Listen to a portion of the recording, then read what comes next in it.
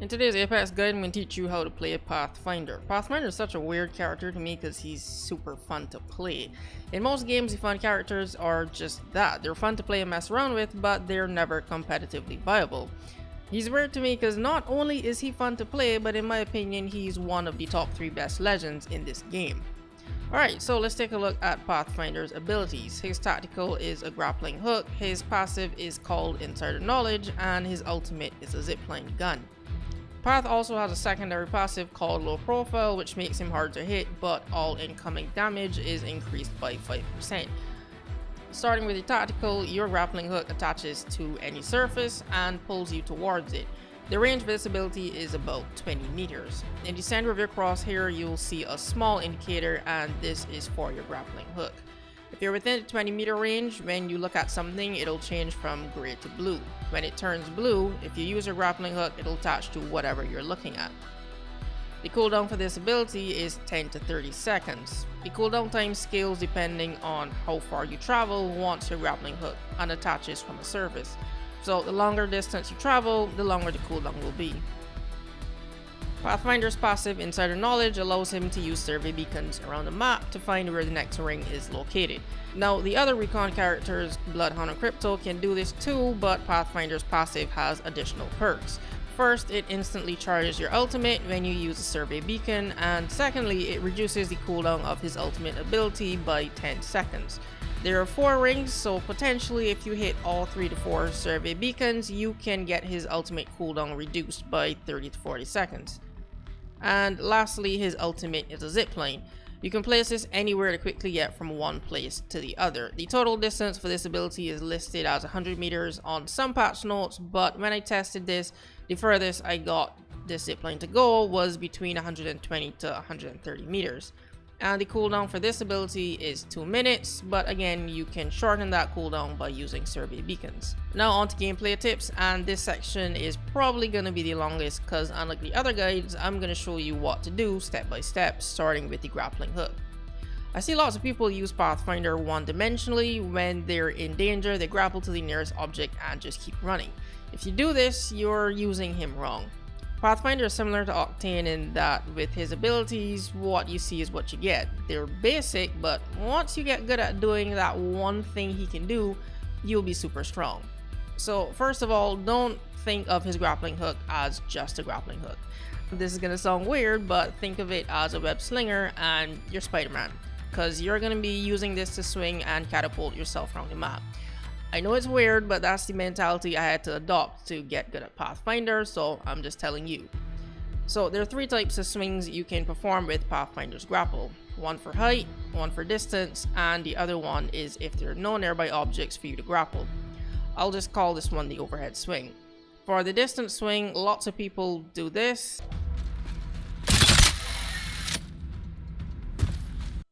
when you should be doing this.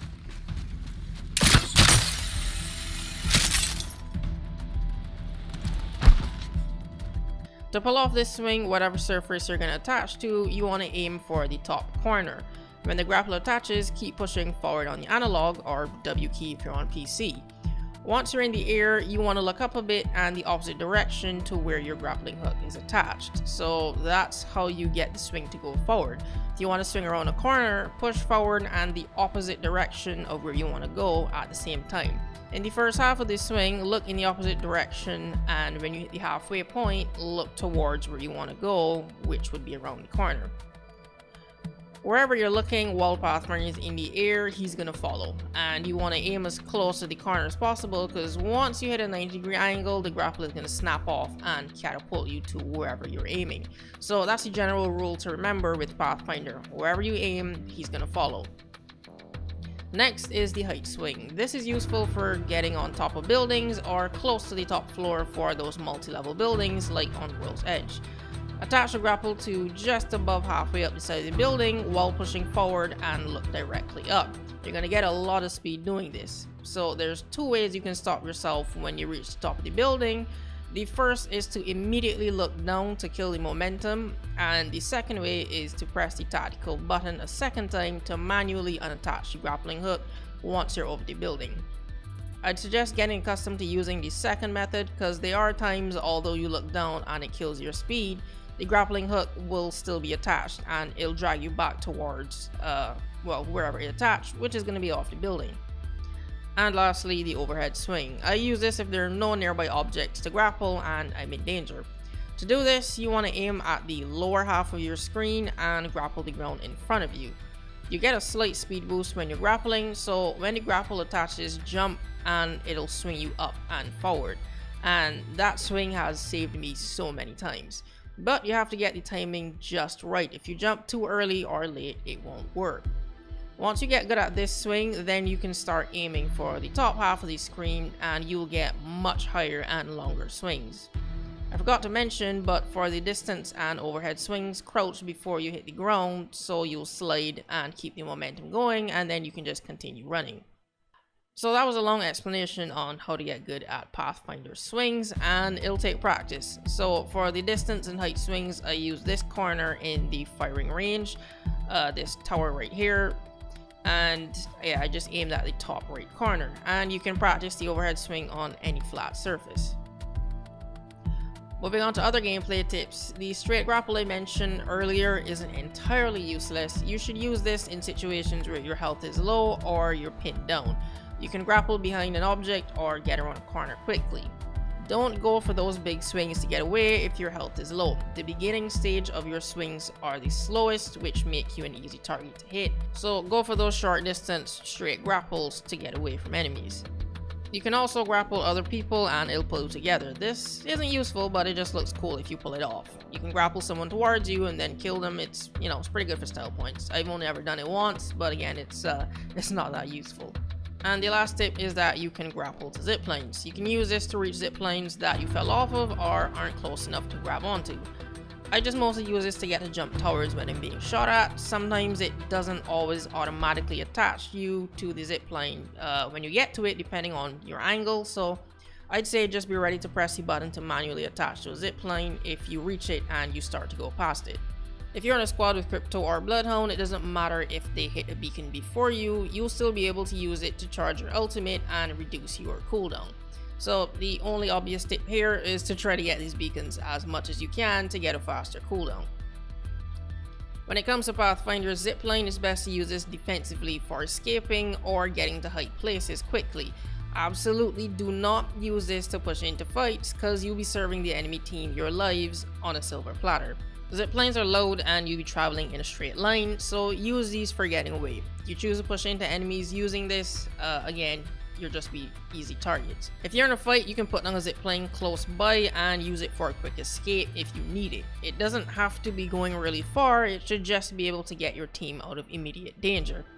If it's possible, put the other end close to objects so when you jump off, you can run and take cover. To summarize, here's how to play Pathfinder effectively. Your role is a hybrid between offense and support. Use your grappling hook to reach high places and to swing around the map and travel long distances, also to escape from enemies. Use as many survey beacons as possible to reduce your ultimate's cooldown, in addition to being able to see where the next ring is located, and use that info to strategize and plan which route your team should take. When it comes to your zipline, use it often. Pathfinder is a walking shortcut. Use ziplines to traverse the map quickly instead of running to save time, and to reach higher spots on a map that would otherwise be unattainable for other characters to reach as quickly as you can due to their lack of mobility skills, or simply just to help your teammates straggling behind to catch up to you.